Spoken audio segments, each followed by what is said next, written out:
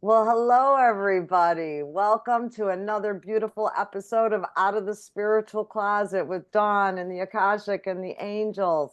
And for today, I am joined by a very special guest speaker, co host here, Michael McAdams, who is a spiritual author, and he has published a book, An Angel Told Me So. And y'all know how much I love angels. So we're going to be talking with Michael today, going a little deeper on his story, his book, how you can use this information to start your journey.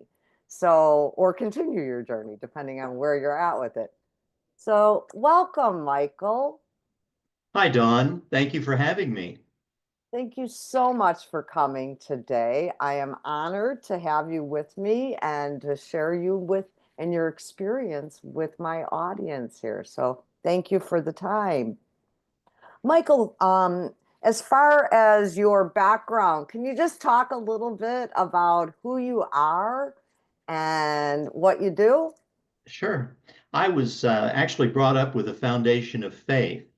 My mother was extremely religious. She was brought up Pentecostal, and Pentecostal is evangelical Christian, church-based, Bible-based. My grandmother pastored a small Pentecostal church, and she had received sermons dictated to her mind and thought that she would write down and preach in church, and even verses to songs that she would put to music. And I remember when I was young that my grandmother would always say that God had spoken to her heart and given her that information. My uncle was a fiery Pentecostal Mhm. preacher, and he had founded churches in Florida, Kentucky, and Ohio. And he could move a crowd. I mean, this was revival, tent revival preaching with 12, 1,300 people in a church service at his church long before the big mega churches where they would get thousands. And these messages and teachings that my mother had received, and I had actually gotten into the spiritual aspect of this information. And my mother wasn't real sure about it because she had been brought up with that foundation of faith.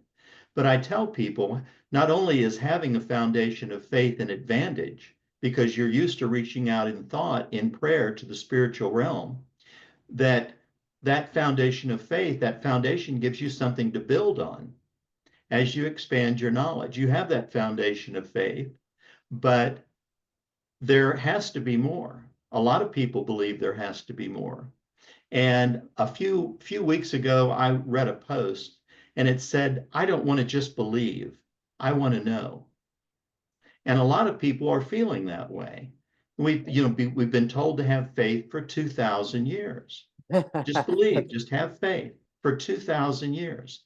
And they talk about how attendance in church is down. A lot of young people are not going to church, but they still have that faith that they don't want to just believe, they want to know. And these messages and teachings that my mother received over a period of 22 years are proof, real proof of the existence of a spiritual realm on the other side of this physical plane. Well, I love that. And I do think that that is really talking to where society is at right now. I am a mother of two younger ones, 20s and 30s. And I notice that there is a yearning, a deeper yearning than I have seen for that spirituality, for that connection. But with that said, I do understand that this group, my kids, 25, 35, and others, want more proof. They want to feel it, they want to experience it more. So I do understand what you're saying with that. Where, at their age, I went with the concept of blind faith. Just have faith, just have faith. And they're a little bit more tactile is the word that I get. They want to feel it a little bit more. And I can see where a book like yours can help someone to experience that spirituality, but more right here, right now. Well, I agree. And we all have our own spirit teachers, angels, guardian angels, the parking spot angel. I can't tell you how many people I've talked to that said, yeah, I have a parking spot angel, and that angel will help me get a parking spot everywhere I go. Nice. And we're all spoken to. Hmm. And a lot of people might think it's their imagination, their conscience. But these spirit teachers, like I said, are angels, just viewed from a different perspective. And we are assigned a spirit teacher, I believe, when we're assigned to this existence. And this information that my mother received in these messages, this wasn't channeling, if you know what channeling is. This was not automatic writing. As she had received in thought before messages, just like my grandmother. But when she was led to sit down in these dedicated sessions, she had set up an electric typewriter in her kitchen. And she would be led in her mind, we have a message for you. And she would sit down, put a sheet of paper in the typewriter, and she would see 3 or 4 words just float into her mind and hang there. Hmm. They would not go away until she typed them. Hmm. Once she typed those 3 or 4 words, they would just fade away, and 3 or 4 more would show up. And that's how she got these messages. Full page, So, single but space typed. that's like a visual channeling, or you don't feel that's channeling. Well, How are, channeling, go ahead. channeling to me has, from what I know or from what I've read and talked to people who channeled, were people who will kind of tune in, drop down in level, and a spirit teacher or an angel will move in, and sometimes the people will even talk in a different voice, mimicking the spirit teacher that's speaking to them. Channeling, I mean, that's channeling. Automatic writing, I've talked to people who have done that, and they say they kind of tune in, drop down in level with a tablet and a pen in front of them, and their hand will start to move. And it will Hmm. just automatically write these words and write out the message that's being shared from the spirit teacher. But in this case, where these messages and teachings were dictated and she actually saw the words, I know what she felt because I was Hmm. involved, so closely with her Hmm. in Hmm. these messages. No, I just asked for your clarification for my own understanding, because I channel and I channel through writing and through words. And so words are always so very cool to me, how they come in for people. So that's all I was processing in my brain. When So you tell, channel, do you see the words or do you just have them come through in thought? I see whole paragraphs Okay. and then it just comes through and down. Um, but yes, yeah, so that's all. Okay. Just a little different experience. But I'm new to understanding a lot of the channeling. So that's where my curiosity. So, all right. So what I wanted to ask was, I wanted to ask you a little bit about your experience. So your mother received the channeling for these books. Were you there during that time helping? Did she channel a whole book? How did that go? I'm interested. No, she had received in thought before, Okay. and she was concerned as she had been receiving these messages, and um, she would get a personal message for her addressed to her from her spirit teachers. And then my spirit teachers would move in and give a personal message to me addressed to me. And Mm-hmm. she would do this at home by herself. But she had been working around the kitchen one day, was not really sure if she should publish these messages and teachings in a book. I was the one that was pushing that because the Okay. teachings are just so deep and profound, and they seem applicable to everyone that reads them. And she was working around the kitchen, and these words started to come into her mind and thought. She knew it was incoming. She picked up pen and paper. She had beautiful handwriting. And she received this message again that she felt was confirmation. She should put these messages and teachings in a book. May I share this message with you and your Oh, audience? yes, please This is do. an example of what she would receive. Emptiness is part of fulfillment. Let your resources fill the void left so that distinction of your purpose can be found. Expression is always self-explanatory. Therefore, look inside and anchor all your beliefs beside those still waters that will take away your troubled view and renew your strength to recapture that which was lost, but is now found to be adequate to pursue the course set before you. And as you reconcile your being to represent those qualities that have been left intact, God will see to it that although circumstances have been trying, to say the least, your weariness will disappear as clouds once removed allow the sun to shine to dispel the gloom and darkness that has pervaded your countenance. And as once described before, a token of this presence will be deposited to your account and books recorded in his name. It feels like there has to be an amen after that. Felt it to myself. Beautiful, beautiful. So when was this book? You've published it. When did you publish this book, Michael? The first volume was initially published in 2017. Wow. And I'm looking for a new publisher. I actually have a meeting um, day after Thursday with a potential new publisher. I'm wanting to do a revised edition of Volume 1. I've been advised that would be a good thing to bring out for current release. And then I have two more volumes. I have the manuscript for Volume 2 ready to be submitted for editing. And I said, these messages and teachings, even though they were given for my mother and for me by our own spirit teachers, it's like they're woven with a universal thread. And everyone who has read these messages have said, well, this sounds like what I'm dealing with. This sounds like they're talking to me. And I tell people, I say, when you get the book, read each message once as it was given for my mother and given for me. Then read that same message again as if it's being presented for you and see what hits. It's amazing what hits.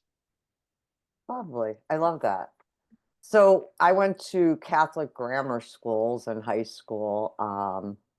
They wanted to make sure I got enough guilt to last a lifetime. No, I'm just teasing. They wanted me to get a good education. But, and at the time that was the best. But one of the nuns taught me a trick, and it's so funny. My mom and I would often argue about this. I'm very analytical and I like to do things a certain way and follow process and procedure. And, you know, you must, first breathe 3 times, do X, Y, Z. I'm crazy sometimes. And this nun would say to me, you want an answer on life? You got a question? You sit there with your Bible and you hold it and you just open it and you'll get an answer. And that's kind of the same kind of feeling that I'm getting towards your book itself is that I love how you say read it once, with you and your mother in mind, but read it another time for myself. But it's almost like there's so many little nuggets and jewels in there that I can open it based upon where my heart is leading me, and I'm going to get something out of it. I know what you mean. And there are so many of these messages that just profoundly affect people. I did an interview where the host held the book up on camera, and she had 8 or 9 of these different color plastic page markers stuck in the top of the book. And that was how many of these individual messages that she felt struck her so personally in the information and the way that they speak.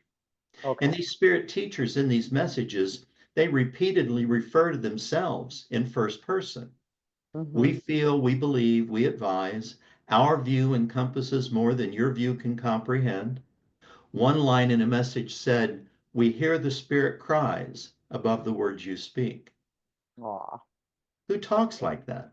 right. I don't talk like Oh, so I am an Akashic Records practitioner and healer. So I love all things spirituality. And any way I can feel better and help my clients to feel better, I do. But one of the things for me when given sessions with the Akashic is that the words that come through, and I have a pretty rich vocabulary. I mean, I know a lot of swear words in a couple languages, but besides that, no, I do. I pride myself on loving big words, right? But the words that come through when I am in an Akashic channeling and doing a session are words that I don't even know. Like I physically go look them up after session. I have to write them down. And to your point is when it is a spirit message like that, that to me is always one of the first things, as Michael points out, is like, who talks like that? Like I'll say to people, you're on the precipice of this change. Well, I know what that means, but I don't use that word in my everyday conversation. So Sure. I love that how, it's just one of the ways that we can like kind of check internally, like, is this just my subconscious giving me this message? Is this a spirit message? Is this from my guardian angels, my spirit team, my, passed on loved ones, whatever? And that is really one of the ways, the words I find to be really huge with that. That's Um, true. can you tell me, since the book's been published for a few years, and I know you've been hearing lots of great feedback from people on it, can you tell me a couple of stories that warmed your heart, maybe, or a couple of, feedbacks on people saying, I read this book, I was, at XY point in my life and XY happened. Anything like that to share? Actually, that happens quite often. Just as we talk to customer service in different countries and different parts of the United States, I always try and share the information. And I say, if you're talking to someone, and I say, you sound intelligent. Do you like to read? Oh yeah, I like to read. And then I share the information. But as I've shared this information, I've had numerous people, usually women, and they'll say, you don't know how much I needed this today. I was meant to take this call. And then I've had others say, you must be telling the truth. I just got chills. And that makes you feel good to be able to reach out and touch people in that manner. Well, and I think that's important to point out, you put your heart and soul into this kind of thing, right? Into a body of work like this. And you put it out there just based on faith that it was wanted, that people were going to well receive it and, that it would help, right? And so I love that you're actually getting that feedback because a lot of times anyone that works in the spiritual community knows we just do a lot of stuff on blind faith. We don't hear back from people often, right? Oh, I Um, agree. you I know, agree. yeah. So I find that really touching. So um I had another question for you, but I wanted to ask you as I was talking about the nun, which is flipping through the book. So my mom used to always tell me, Dawn, you don't have to do that. Just open it, tune into it. I'd be like, no, mom. So even though the nun had told me that, I'd argue with her. No, there's a process. I have to do this. I have to go wash my hands 3 times, pray the side. No. And she'd be like, stop. And the point was the power is within each one of us. Each one of us came to planet Earth with our spirit team, with our angels. They didn't send us down here without anything. They sent us down here with the shell, with the vessel, and they are there helping us and wanting to support us.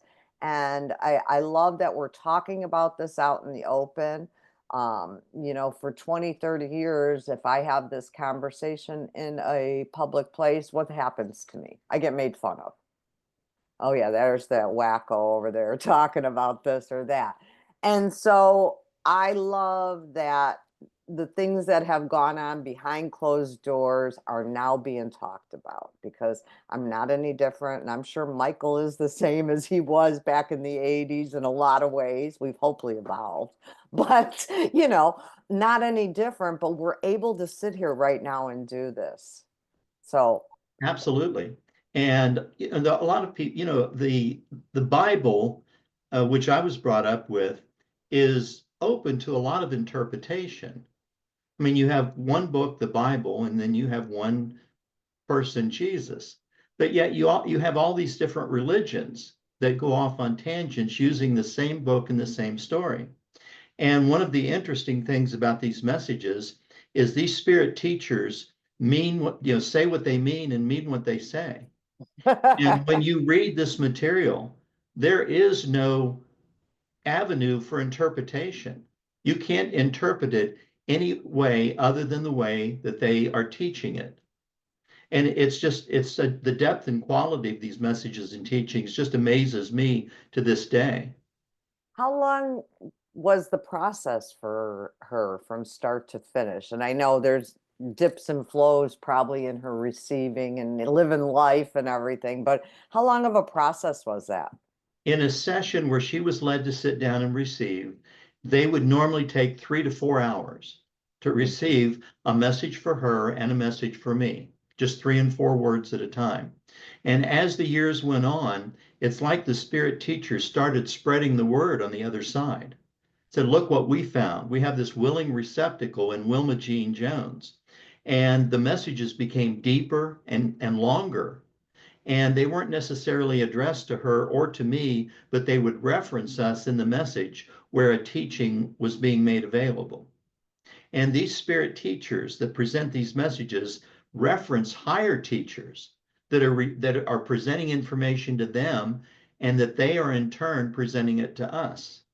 So there are numerous levels in the spiritual realm of spirit teachers that present these messages. Now, on my website, spiritspeaks.com, there are tabs at the top: bio for me, bio for my mother. And there's a tab for a television interview that my mother gave in Cincinnati, which your viewers and listeners can take a look at. And posted on her interview is a message from volume 2 of the book. And this was the only time in a session where she was led to sit down and receive. Two different spirit teachers moved in the same session, gave two different messages, and signed two different names. And it was obvious that the second teacher was a different teacher than the first, because the whole cadence and phrasing of the message is different. Now, Mhm. this first teacher's message, it was just little more than a long paragraph. May I share this with you and your audience? Oh, sure, go ahead. And this will let people kind of give them a Yeah. an understanding of how they speak. There is a resurrection period through which man must travel in order to come into the realm of things godlike. You are to consume and digest all that is given here, as this comes from one highly qualified to meet the needs of this generation. You are not the sole property of yourselves. God still holds the everlasting command over your being, and in him must one take refuge. You are to be considered as one who has been stripped of all belongings and left to die by the wayside. In this manner, are you then open to any help that would be forthcoming? You are by your very nature ones who would depend on your own intellect to carry you through. However, by giving of your soul into the hands of God, do you prosper and develop more freely into that which denies the outcome of some situations, knowing full well that it is the hand of God leading and directing you so that you may arise victorious in the end. There is never a time when you will be without the Father, nor his ever loving approaches to see that you follow the path that directs you homeward.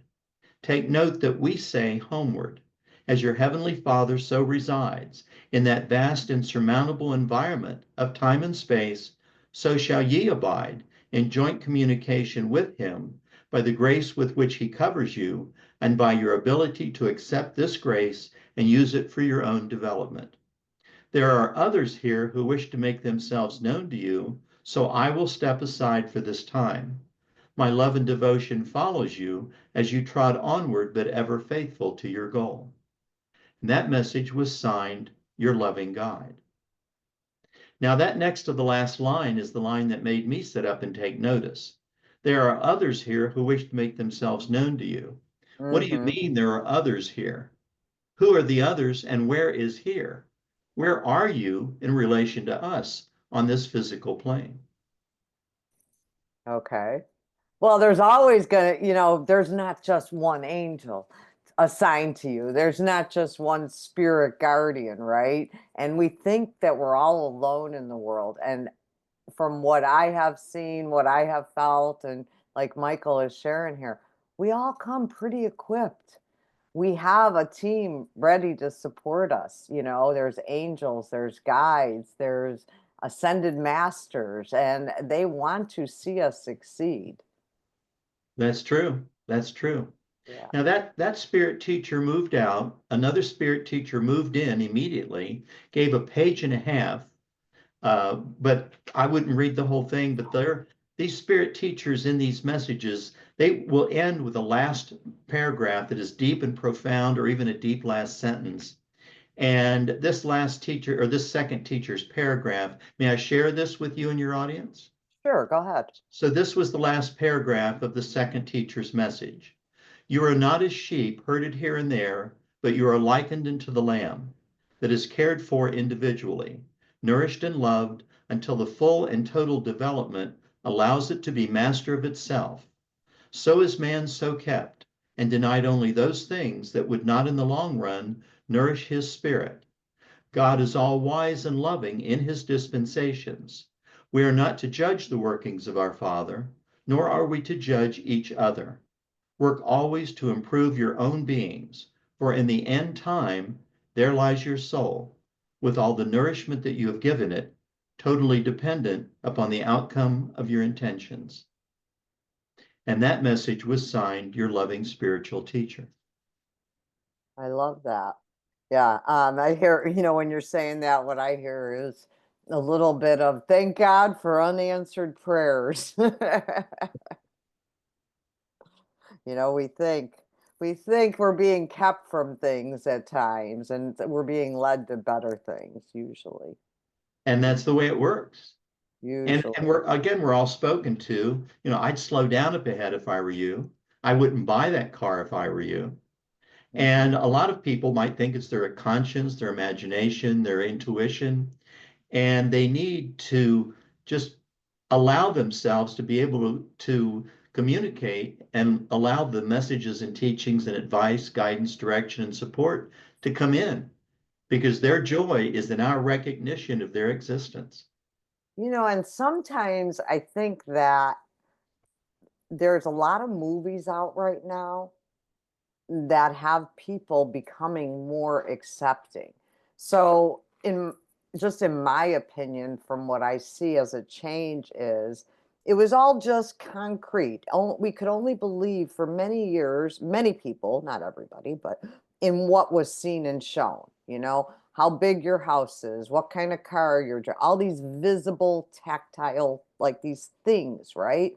And to imagine anything out there was almost like a sign of you're just not playing with the full deck, or like these people are a little whacked because they think they close their eyes and see colors and feel angels and feel blah blah blah.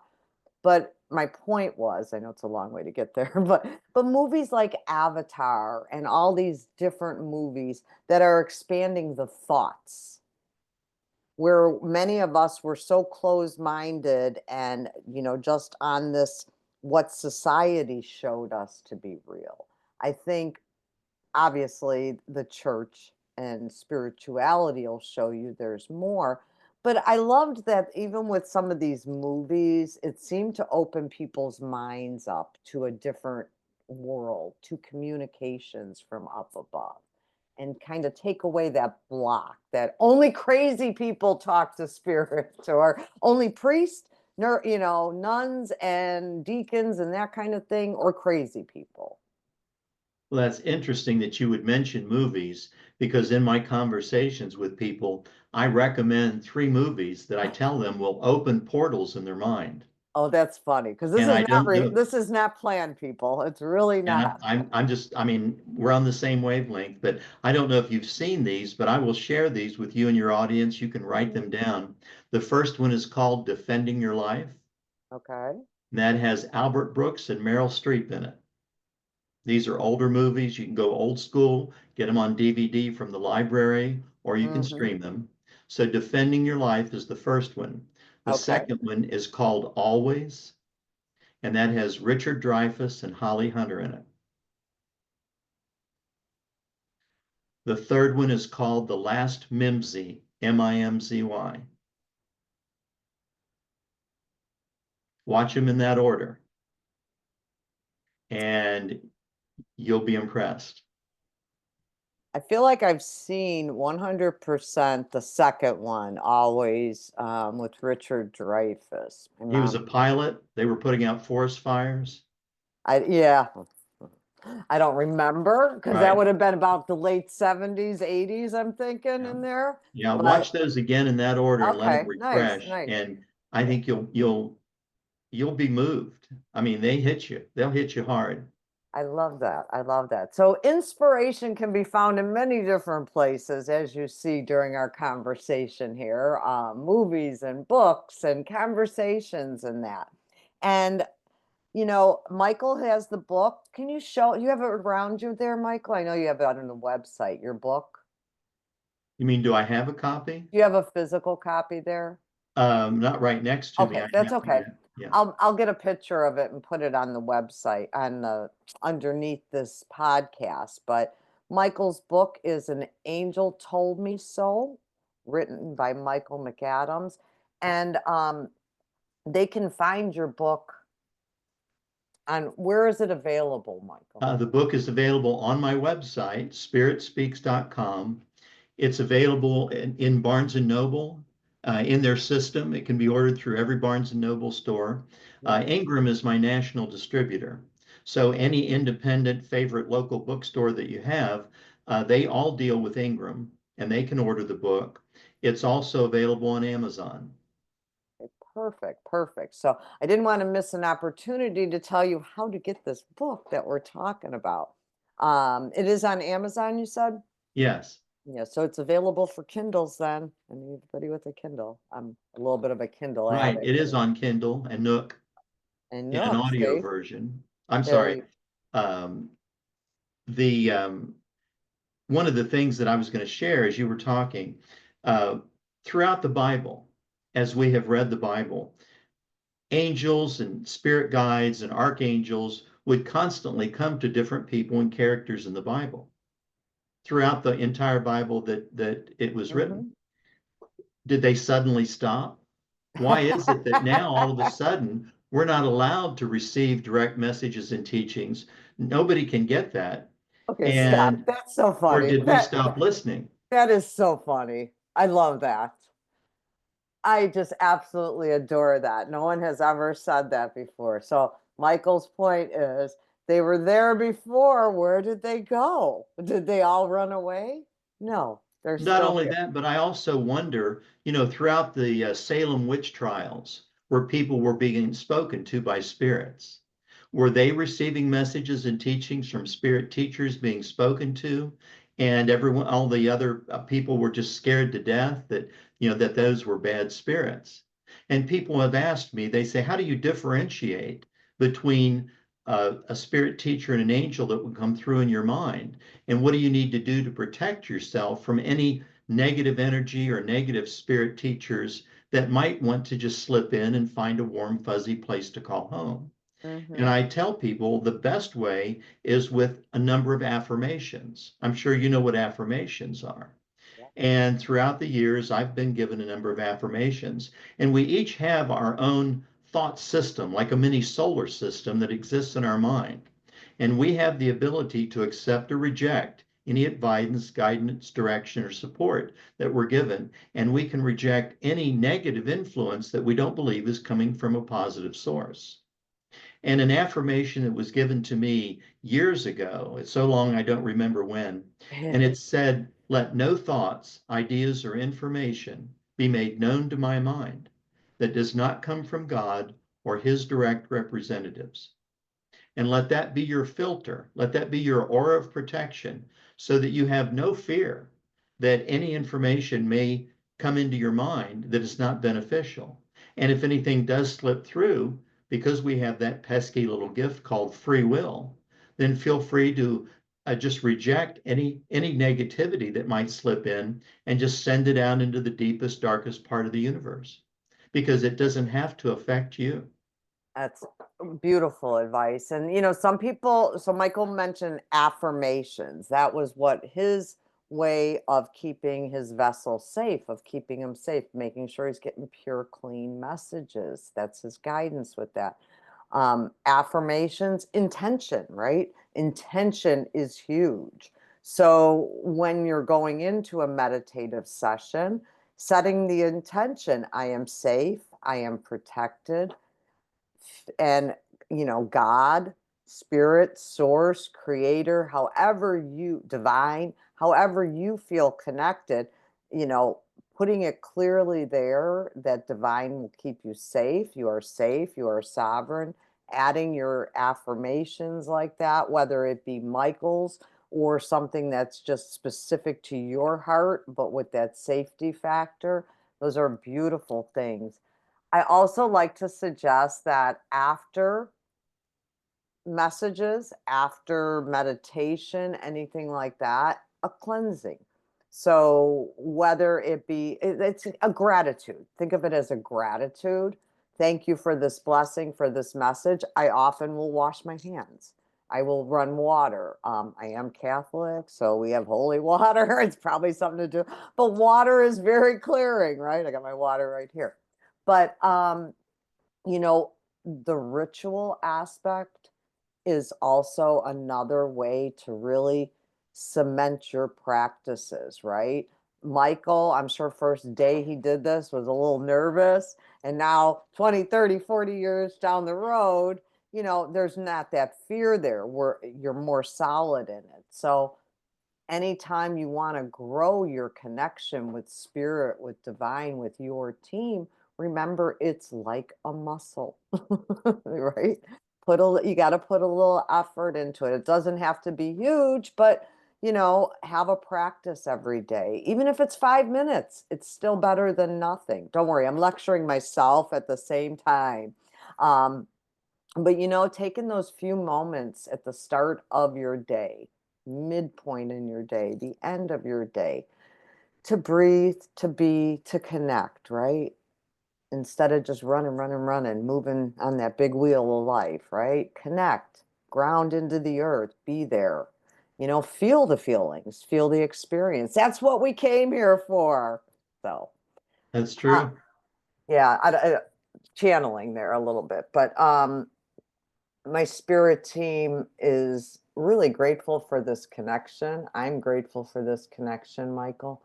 Um, I can see where your faith and your strength in developing that faith and to be in where it's not just blind faith anymore. He has faith, but he has something to rest his hat on. We can talk about these experiences that people have conveyed to him.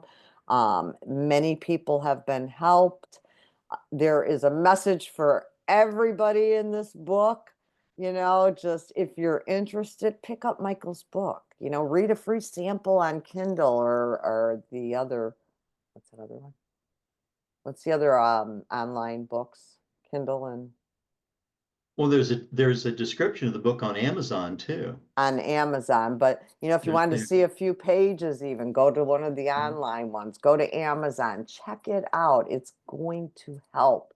And I say to you, even if it's just a few words that lighten your heart for that day or give you some hope, then check it out. It's worth it. So, Michael, thank you so much for coming today. Do you want to give us a few final words and make sure that people know how to get in contact with you? Well, I have a contact page on my website, spiritspeaks.com. And also on the website, if you, other than the interview that my mother gave in Cincinnati with the Spirit Teacher's Message, if you scroll down to the home page, there's a painting that I have at home, and there's 5 hidden messages in that painting. And you can take the journey through the painting, find the hidden messages. I also have a Great Links page where I recommend 2 additional books that are more advanced, get deeper.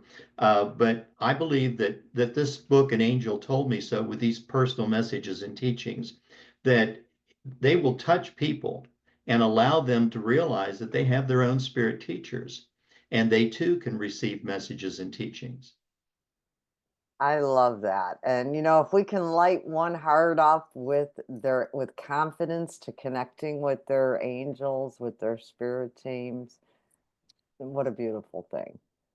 Hopefully more than one. But if one is good, but more than one is glorious. So we'll take that. So thank you so much for your time today, Michael. I appreciate you. And thanks everybody for tuning in. Bye-bye. Thank you, Don. Thank you for having me. Thank you.